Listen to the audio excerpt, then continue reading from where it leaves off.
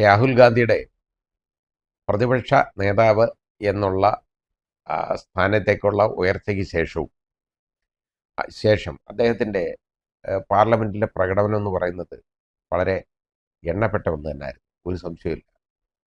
വളരെ സന്തോഷമുണ്ടത് കാണുമ്പോൾ. കാരണം രാഹുൽ ഗാന്ധി പഴയ രാഹുൽ ഗാന്ധി അല്ല, ഇപ്പോൾ പഠിച്ചു വന്ന രാഹുൽ ഗാന്ധിയാണ് നമ്മൾ കാണുന്നത്. യഥാർത്ഥത്തിൽ ഇരുത്തം വന്ന ഒരു നേതാവ്, അതാണ് യഥാർത്ഥത്തിൽ ഒരു പ്രതിപക്ഷത്തിന് വേണ്ടിയിരുന്നത്. അത് ആരെക്കാളും കൂടുതൽ അദ്ദേഹത്തിനുണ്ടെന്നുള്ളതാണ്. അദ്ദേഹത്തിനെതിരെ ഇനിയിപ്പോൾ അങ്ങ് വലിയ പടയൊരുക്കം അങ്ങ് തുടങ്ങും. കാരണം ഈ RSSൻ്റെ അനുഭാവികളും BJPക്കാരും എല്ലാം കൂടി ഇനി അങ്ങോട്ട് തുടങ്ങും. കാരണം എങ്ങനെയെങ്കിലും അദ്ദേഹത്തെ ഒന്ന് അമർച്ച ചെയ്യാനുള്ള ഒരു ധാരണയായിട്ട് മുമ്പോട്ട് പോകും. അതാണ് നമ്മളിപ്പോൾ കാണാൻ പറ്റുന്നത്. ഇപ്പോൾ ഇന്നലത്തെ പാർലമെൻറ്റിൽ അദ്ദേഹത്തിൻ്റെ പ്രസംഗത്തിനിടയിൽ ഇന്ന് വരെ വാതുറക്കാൻ ധൈര്യപ്പെട്ടിട്ടില്ലാത്ത നമ്മുടെ ബഹുമാന്യനായ പ്രധാനമന്ത്രി, മറ്റാളുകളായിരുന്നു എണീറ്റ് നിന്ന് എന്തെങ്കിലുമൊക്കെ പറയുന്നത്.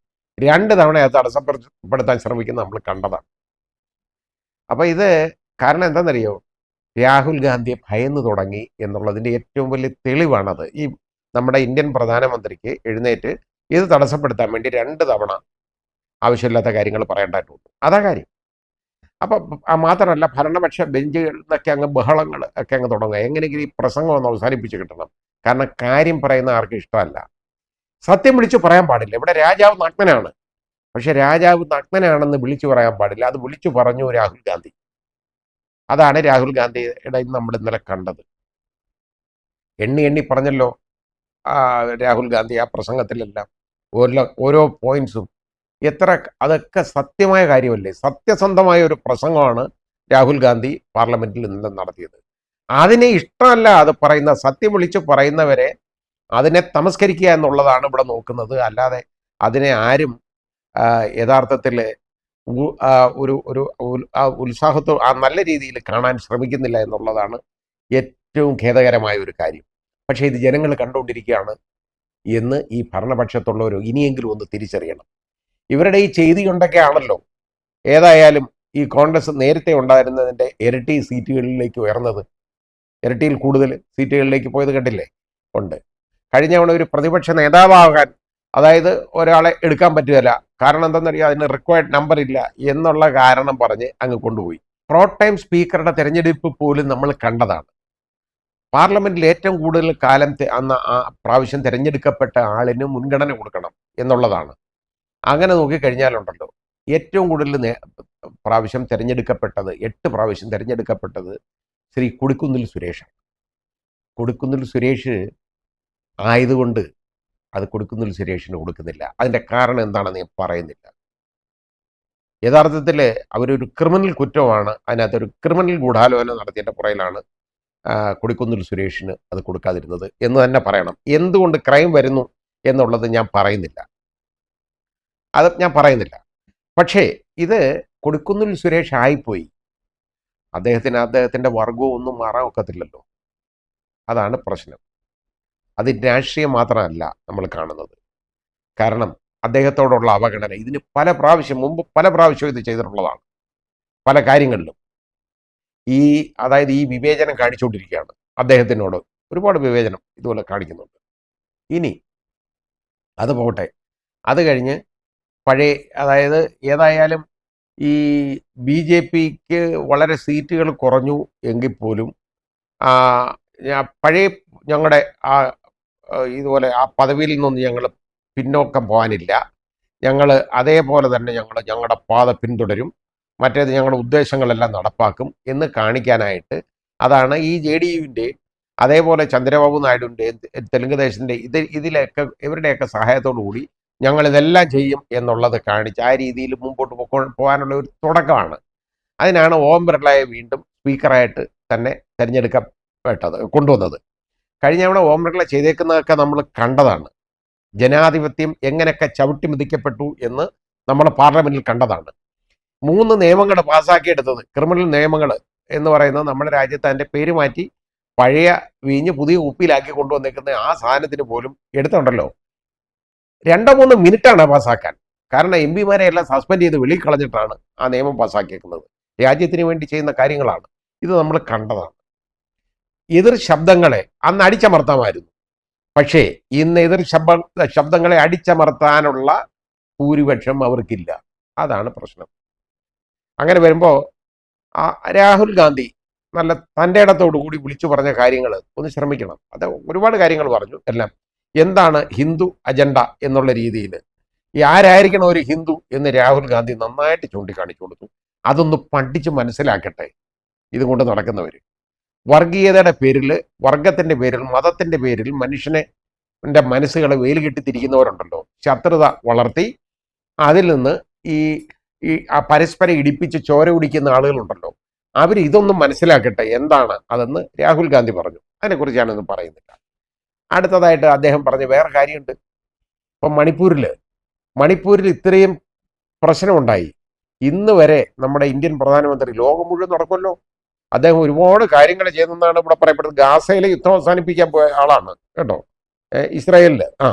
അപ്പം ഇതുപോലൊക്കെ ഉള്ള കാര്യങ്ങളൊക്കെ ചെയ്തെന്ന് അവകാശപ്പെടുന്ന നമ്മുടെ ബഹുമാന്യനായ പ്രധാനമന്ത്രി, അദ്ദേഹത്തിൻ്റെ രാജ്യമായ ഇന്ത്യ എന്ന് പറയാൻ പാടില്ല, ഭാരതം എന്നേ പറയാനുള്ളൂ, ഭാരതത്തിൽ മണിപ്പൂരിൽ ഒന്നും പോയില്ലല്ലോ ഇതുവരെ അവിടെ ഒന്നും പോയിട്ടില്ലല്ലോ.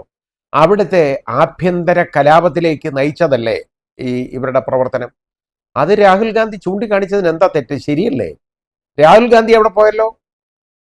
ഇന്ത്യൻ പ്രധാനമന്ത്രിക്ക് എന്തുകൊണ്ട് അവിടെ പോകാൻ പറ്റുന്നില്ല, എന്തുകൊണ്ട് പോകുന്നില്ല എന്നുള്ളത് ഇപ്പോഴും നമ്മൾ ചിന്തിക്കണ്ടേ. ഇത്രയും വാശി വേണോ ആ രാജ്യത്ത്? അവിടെ ഉള്ള ആളുകളോട് ഇത്രയും വാശി കാണിക്കേണ്ട കാര്യമുണ്ടോ? അതോ അവിടുത്തെ ലഹള കഴിഞ്ഞില്ല, ഇനിയും വേണ്ടി വരും കൂടുതൽ? അവിടെ രണ്ട് വർഗങ്ങൾ തമ്മിലുള്ള സംഘടനമായിരുന്നു അത് കുറെ പേരെ കൊണ്ട് അവസാനം അതൊന്നും അല്ല നടന്നേക്കുന്നത്. രണ്ട് ഗോത്രങ്ങൾ തമ്മിലുള്ള ലഹളയായിരുന്നു എന്നതുള്ളത് വരുത്തി തീർക്കാൻ കുറെ പേരെ കൊണ്ട്, മതമേലധ്യക്ഷന്മാരെ കൊണ്ട് സംസാരിപ്പിച്ചല്ലോ ഇവിടെ. ആ രീതിയിൽ അത് വിവരമില്ലാതെ പറയുന്നതാണ്. അവിടുത്തെ ക്രിസ്ത്യാനികളെ, ക്രിസ്ത്യൻ സഹോദരങ്ങളെ എത്ര പേരെ കൊന്നു. അത് ഇപ്പോഴും അവർക്ക് വെളിയിലേക്ക്, നഗരങ്ങളിലേക്ക് ഇറങ്ങാൻ പറ്റുമോ? അവർ മലമുകളിൽ കഴിഞ്ഞുകൊണ്ടും, മലയിൽ, പർവ്വതത്തിൽ അതാണ് അവരുടെ ഇപ്പോഴത്തെ, അവർക്ക് ആകെപ്പാട് ഇപ്പോഴത്തെ അവരുടെ സ്ഥിതി അതാണ്. അവരുടെ പള്ളികൾ 350 പരം പള്ളികളാണ്, ചർച്ചുകളാണ് തകർത്തത്. എന്നിട്ടാണ് ഇവിടെ ഇരുന്നുകൊണ്ട് കുറെ പേര് പറയുന്നത് അത് ഈ വർഗീയ ലഹളയല്ല, രണ്ട് ഗോത്രങ്ങൾ തമ്മിലുള്ള തർക്കമാണെന്ന്. ശരിയാ, ഗോത്രങ്ങൾ തമ്മിലുള്ള തർക്കം, അതുകൊണ്ട് ഇരുന്നോട്ടെ. ഇനിയും നോർത്ത് ഇന്ത്യയിൽ ഇതേപോലെ നിങ്ങളുടെ പള്ളികൾ തകർക്കുമ്പോൾ വിളിച്ചു പറയണം, ഇത് ലഹളയല്ല, ഞങ്ങളെ ഒന്നും ഉപദ്രവിച്ചല്ല, രണ്ട് ഗോത്രങ്ങൾ തമ്മിലാണ് എന്ന് പറയണം. ഒരു വളരെ ഒരു പ്രശസ്തനായ ഒരു പാസ്റ്ററെ, അദ്ദേഹത്തിൻ്റെ മക്കളെ കാറിനകത്ത് ഇട്ട് ചുട്ടുവന്ന സംഭവം നമുക്കറിയാമല്ലോ. അതിന് രണ്ട് ഗോത്രങ്ങൾ തമ്മിലുള്ള ചെറിയ തർക്കമേ ഉള്ളൂ കേട്ടോ. കൊലപാതകമൊന്നും അതില്ല, അതും വർഗീയതയല്ല. ഇവിടെ പള്ളികൾ തകർക്കുന്നത് അതൊന്നും വർഗീയതയല്ല, അതൊക്കെ ഗോത്രങ്ങൾ തമ്മിലുള്ള ആണെന്ന് നിങ്ങൾ പറയണം. അങ്ങനെ നിങ്ങൾക്ക് പറയാൻ പറ്റുള്ളൂ. പറഞ്ഞോളൂ, ഗോത്രങ്ങൾ തമ്മിലുള്ളത്. ഇവരെയൊക്കെ, നിങ്ങളെയൊക്കെ എത്ര നാളിൽ ജനങ്ങൾ ചുമക്കണം എന്ന് ജനങ്ങൾ തീരുമാനിക്കട്ടെ, നിങ്ങളുടെ അനുയായികളെന്ന് പറയുന്നവർ തീരുമാനിക്കട്ടെ. ഞാനത് അതിലേക്ക് വിടുകയാണ്. ഇത് ഏത് മതത്തിൻ്റെ, അതായത് മുസ്ലിം മതത്തിൻ്റെ, ഇസ്ലാം മതത്തിൻ്റെ ആയാലും ക്രിസ്ത്യൻ്റെ മതത്തിൻ്റെ ആയാലും മേലധ്യക്ഷന്മാർ ഈ രീതി പറഞ്ഞു കഴിഞ്ഞാൽ അത് ജനങ്ങൾ ഉൾക്കൊള്ളും എന്ന് ഞാൻ കരുതുന്നില്ല. ഇനി പോയിക്കോട്ടെ. അത് ശ്രീ രാഹുൽ ഗാന്ധി ഇന്നലെ ചൂണ്ടിക്കാണിച്ചു പാർലമെന്റിൽ. മണിപ്പൂരിൽ അദ്ദേഹം പോകാത്തതിനും അവിടുത്തെ ആഭ്യന്തര കലാപം ഇതുവരെയും നിർത്താനൊക്കാത്തതിനെ കുറിച്ചും അദ്ദേഹം ചൂണ്ടിക്കാണിച്ചു. നല്ല വാചകം, നന്നായിട്ട് പ്രസംഗിച്ചു, നല്ല തൻ്റെ ഇടത്തോടു കൂടി. ഇനി അത് മാത്രമല്ല, ഇനി അടുത്തതായിട്ട് പറഞ്ഞത് ഇന്ത്യയിലെ കർഷകരുടെ കാര്യം അദ്ദേഹം ചൂണ്ടിക്കാണിച്ചു. അതായത് കർഷകർക്ക് വേണ്ടി ഞങ്ങൾ അങ്ങനെ ചെയ്യുന്നു, കിസാനിൻ്റെ മറ്റേ പദ്ധതിയുണ്ട്, കിസാൻ യോജന, പല യോജനകളും ഉണ്ടല്ലോ, ഇങ്ങനെയുള്ള യോജനകളൊക്കെ ഉണ്ട് എന്ന് പ്രഖ്യാപിക്കുന്നതല്ലാതെ കർഷകരുടെ യഥാർത്ഥ പ്രശ്നങ്ങളിലേക്ക് ആരെങ്കിലും പോകുന്നുണ്ടോ? ഒന്നുമില്ല. അതെന്തുകൊണ്ട് അതിനകത്ത് ഗവൺമെന്റ് കർഷകരുടെ പ്രശ്നങ്ങൾ പരിഹരിക്കാൻ ശ്രമിക്കുന്നില്ല എന്നുള്ളത് നല്ല വാഗ്ധോരണിയോടുകൂടി അദ്ദേഹം ഇന്നലെ അത് ഉന്നയിച്ചു, സംസാരിച്ചു. ഇതുപോലുള്ള കാതലായ പ്രശ്നങ്ങളാണ് ശ്രീ രാഹുൽ ഗാന്ധി പറഞ്ഞത്, അല്ലാതെ രാഷ്ട്രീയ പ്രസംഗമല്ല അദ്ദേഹം അവിടെ കാഴ്ചവെച്ചത്. ഇന്ത്യക്കാരുടെ പ്രശ്നമാണ്, ഭാരതീയരുടെ പ്രശ്നമാണ് ശ്രീ രാഹുൽ ഗാന്ധിയുടെ ശബ്ദത്തിലൂടെ ഇന്നലെ പാർലമെന്റിൽ പുറത്തു വന്നത്. അതിനെ അടിച്ചമർത്താൻ നോക്കിയാലും അത് നിൽക്കുമെന്ന് എനിക്ക് തോന്നുന്നില്ല ഇനി. കാരണം കൂടുതൽ ഈ ശബ്ദം ഉയരത്തേ ഉള്ളൂ, ഈ ശബ്ദങ്ങൾ അവസാനിക്കത്തില്ല. അതിൻ്റെ തെളിവാണ് നമ്മൾ ഈ ഇലക്ഷൻ കണ്ടത്. അതിൻ്റെ തെളിവാണ്, അതിൽ നിന്നുള്ള ഊർജ്ജമാണ് രാഹുൽ ഗാന്ധിയുടെ പ്രസംഗത്തിലൂടെ ഇന്നലെ പാർലമെൻറ്റിൽ വന്നത്. ഈ ഊർജ്ജം വേണം. കാരണം ഈ ഭരണപക്ഷം എന്ന് പറയുന്നവർക്ക് എന്തനാവശ്യവും കാണിക്കാം എന്നുള്ള ഒരു ധാരണ ഇനിയും പറ്റുന്നതാണെന്ന് ഇനി ഞാൻ വിശ്വസിക്കുന്നില്ല. ഇനി പറ്റുമെന്ന് നമുക്ക് തോന്നുന്നില്ല. കാരണം അവരുടെ ബോഡി ലാംഗ്വേജ് കണ്ടാലും ആ രീതിയിലായിപ്പോയി. ഞാൻ പറഞ്ഞില്ലേ, ബഹുമാന്യനായ പ്രധാനമന്ത്രി വരെ എഴുന്നേറ്റ് ഈ പ്രസംഗം തടസ്സപ്പെടുത്താൻ പോയി 2 പ്രാവശ്യം നമ്മൾ കണ്ടതാണ്. അപ്പോൾ അതുവരെ വന്നപ്പോൾ ആ ഗതികേട് വരെ വരുന്ന ഒന്ന് ആലോചിച്ച് നോക്കിക്കോളൂ. പണ്ട് ആ രാജാവായിരുന്നു, രാജാവിനെ ആരും ചോദ്യം ചെയ്യാൻ പാടില്ല. പക്ഷെ ഇന്ന് രാജാവല്ല, ഇന്ന് പ്രജകളുടെ ഒരു നേതാവാണ്, അത്രയേ ഉള്ളൂ. മുതിർന്ന പ്രജ എന്നുള്ളതല്ലാതെ വേറൊന്നുമില്ല. അത് മനസ്സിലാക്കണം. ഇതാരും ഇവിടെ രാജാക്കന്മാരല്ല, ഇവിടെ ജനങ്ങളാണ് വല്ല രാജാക്കന്മാർ എന്നുള്ളത് മനസ്സിലാക്കണം. അത് മനസ്സിലാക്കി കൊടുക്കാൻ രാഹുൽ ഗാന്ധിയുടെ പ്രസംഗത്തിന് കഴിഞ്ഞു എന്നുള്ളതാണ് എൻ്റെ വിശ്വാസം.